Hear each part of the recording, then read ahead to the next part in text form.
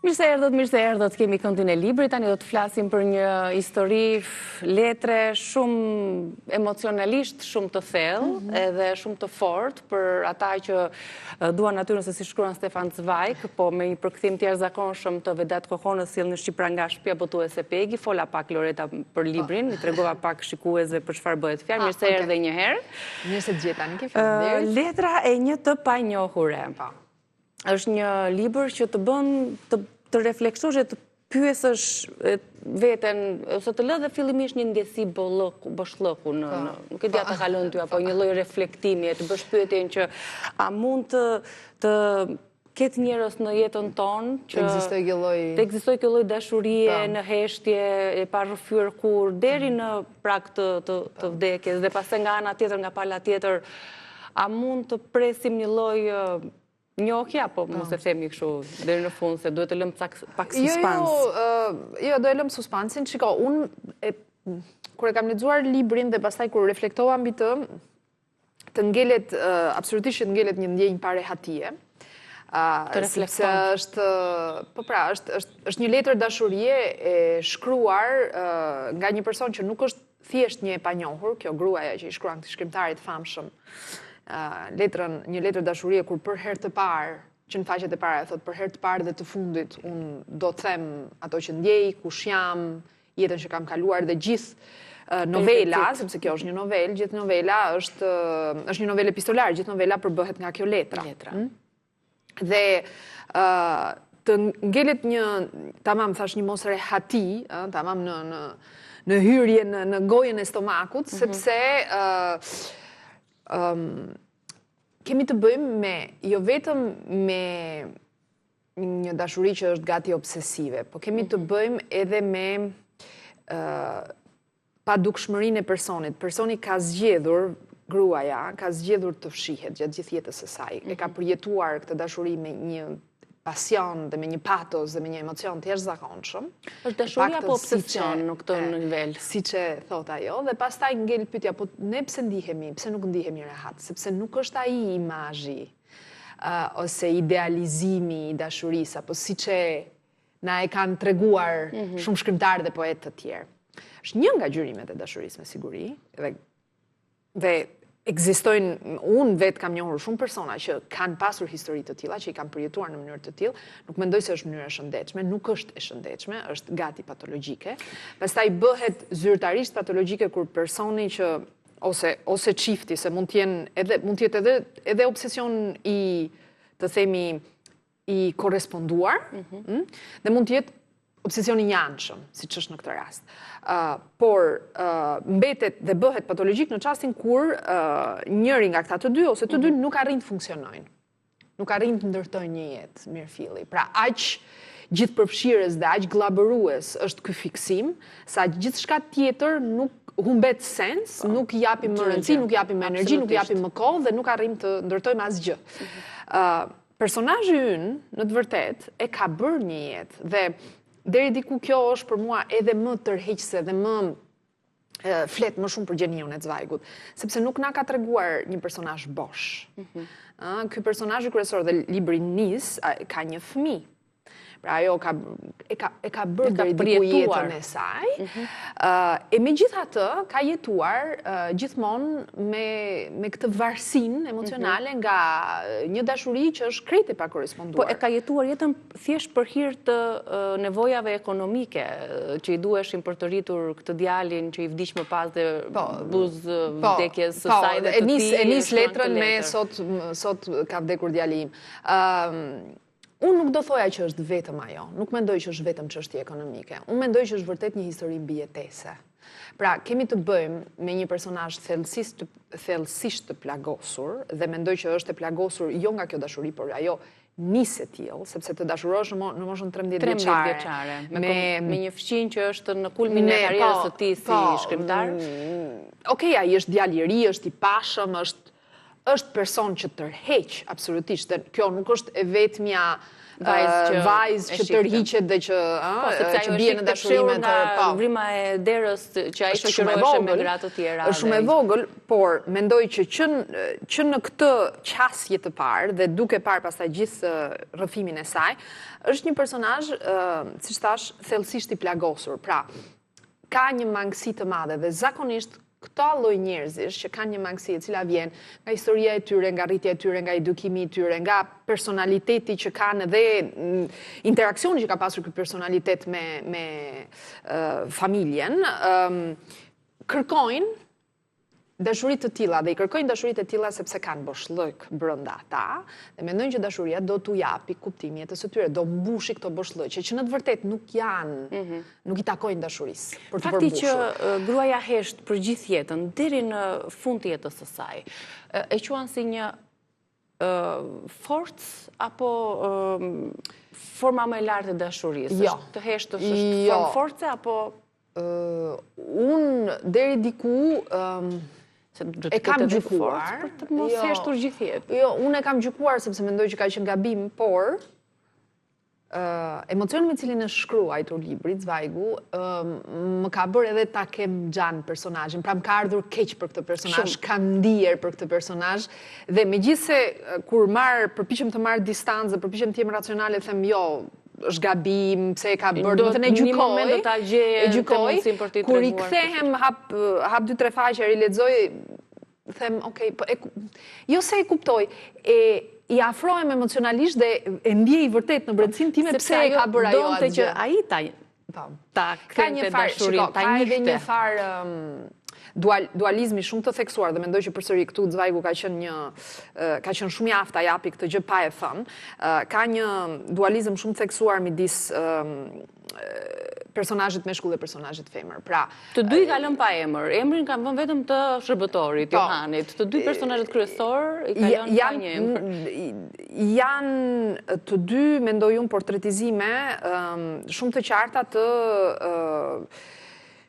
dallimit ke pushtetet që kanë, gjinit e ndryshme, ke aftësia e gjinive të ndryshme për të vetë realizuar, për të qenë të pavarur, për të qenë të lirë. Po flasim për shoqërinë vieneze të para 100 viteve, por është krejtësisht e aplikueshme edhe në ditët e sot. Prandaj e bën kaq universale. E gjithë ajo botë e thellë emocionale dhe kjo analizë psikologjike që i bën Zvajgu personazhit. Dhe vërtet ka gra sot në Shqipëri, ka vajza që fshehin ndjenjat e tyre, që mendojnë se nuk duhet flasin, që mendojnë që nuk meritojnë ato që duan, ato që kërkojnë nuk e meritojnë, pra dhe nuk e kërkojnë atë, dhe zgjedhin të vuajnë në heshtje. Dhe kjo mund të ndodhi në lidhje me dashurinë. Sot me është akt dopsie apo ka që forcë e madhe sa personazhi i Zvajgut? Shiko, kur themi akt dopsie përsëri jemi duke i gjykuar dhe nuk do doja t'i gjykoja. Mendoj që janë vajza që kanë nevojë ose gra që kanë nevojë për më shumë vetbesim, kanë nevojë të ndihen ose të përpiqen të gjejnë veten e tyre, të njohin veten e tyre. Pa njohur veten tënde e ke shumë të vështirë të shkosh të njohësh dikë tjetër dhe të biesh në dashuri me të dhe ajo dashuri të jetë vërtet autentike, të jetë marrë dhe jap. Në këtë novelë personazhi grua vetëm jep dhe personazhi burr vetëm merr. Është një ekstremizim i një situate të cilën atëherë ka qenë absolutisht reale, por është reale edhe sot. Dhe në këtë sens është një novelë feministe deri diku, pra që bën një farë thirrje. Në një moment mendova se Zvajgu do ta lejonte pak personazhin mashkull të lëshohesh ose të jepte pak një dritë njohjeje, por në fund e shohim që atij i vjen keq. Pra në fund e shohim që atij i vjen keq dhe që ai fillon të reflektoj, por është shumë i shurdhët dhe shumë i verbër si personazh dhe shumë dëshpërues. Pa çka se e mban veten, domethënë, për të qenë shkrimtari dhe ky njeriu mondan, nuk është thjesht i lexuar, është njeriu mondan, njeriu shoqërisë, njeriu që del, që vepron, që lexonte përmes shkrimeve të tij nëpër gazeta, librave që botonte dhe kështu arrinte që ta ndjente atë pranë kur u largua për një farë kohe dhe në fund fare ajo shkroi një letër që e quan si një çlirim për këtë grua, këtë letër në buzë vdekjes, apo është akti futit I dëshpërimit të gjithë jetës së saj? Jo, unë nuk e shoh si akt dëshpërimi, unë e vërtet e shoh si çlirim dhe mendoj që në këtë sens përsëri është një novelë që mund të frymëzoj. Pra, ata njerëz, qofshin burra, qofshin gra, që kanë ndjenja të tilla dhe këtë doja ta thoja që në fillim, ndjenja e tillë e ndrydhur mund të jetë dashuria, por nuk është e thënë që të jetë vetëm dashuria.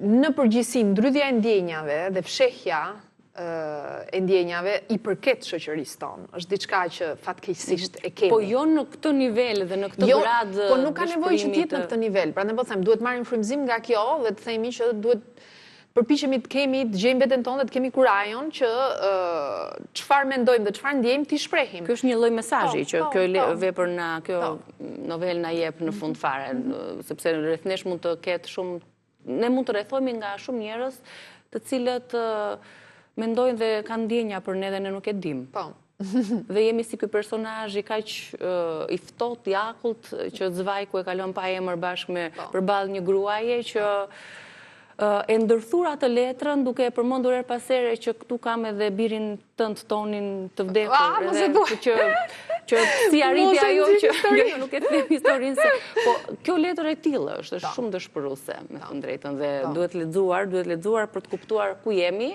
edhe këtë mesazhin sapo e thej që është shumë e bukur që çdo gjë që ne mendojmë dhe ndjejmë duhet ta tregojmë, ta shprehim sepse imagjino se do ishte historia nëse nuk do të heshte kjo grua në një moment të caktuar të jetës, ajo do të fliste të paktën. Nuk është e thënë që do përfundonte mirë, nuk është e thënë që ai do ta donte. Mendoj dhe kjo është arsyeja kryesore pse nuk ka folur kur është sepse ajo e thash edhe këtë më parë.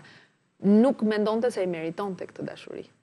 Ajo e ka vënë atë në një piedestal dhe kthehemi ke patologjia e dashurisë obsesive. Në çastin kur tjetrin e sheh si e idealizon, e ke idhull, nuk është një tjetër njeri I ngjashëm me ty, një qenie njerëzore, me drithijet e tia, siç ke ti drithijet e tua, por e ke idealizuar, mendon që ajo lloj dashurie nuk të takon. Kështu që ti vetëm e adhuron nga larg, siç adhuron Perëndin.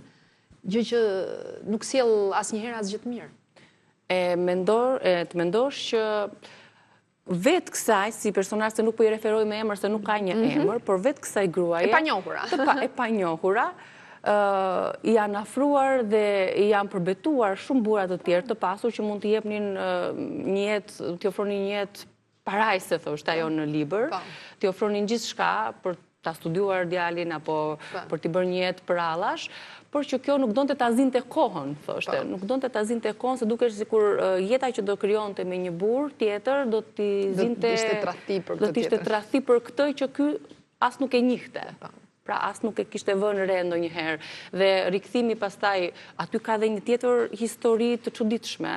E të jëmës me shuririn e vetë, apo jo, ka shumë histori brenda, në kaq pak faqe, kuptoj ma ish histori sa... Mendoj që ajo gjithë historia, familja nga cila ajo vjen, ky babaj që është komplet I mangët, nuk shfaqet asnjëherë, tregon për qëllimin shumë të qartë të Zvajgut të ndërtimit të një personazhi që ka probleme psikologjike gati prej manuali, do thoja. Pra, Zvajgu ka qenë bashkohës, shok shumë I afërt, lexues dhe adhurues I Freudit. Dhe në këtë sens ky është një libër, është një novelë në cilën vërtet ndihet ndikimi I teorive, sa atëherë Freudi ka qenë I pari I teorive të psikanalizës të teorizuar nga Freudi. Pra kemi të bëjmë me këtë personazhin në cilët I ka munguar të paktën jati nuk shfaqet kurrë dhe ajo kalon gjithë jetën e saj në përndjekje të kësaj figurës mashkullore të idealizuar, të cilën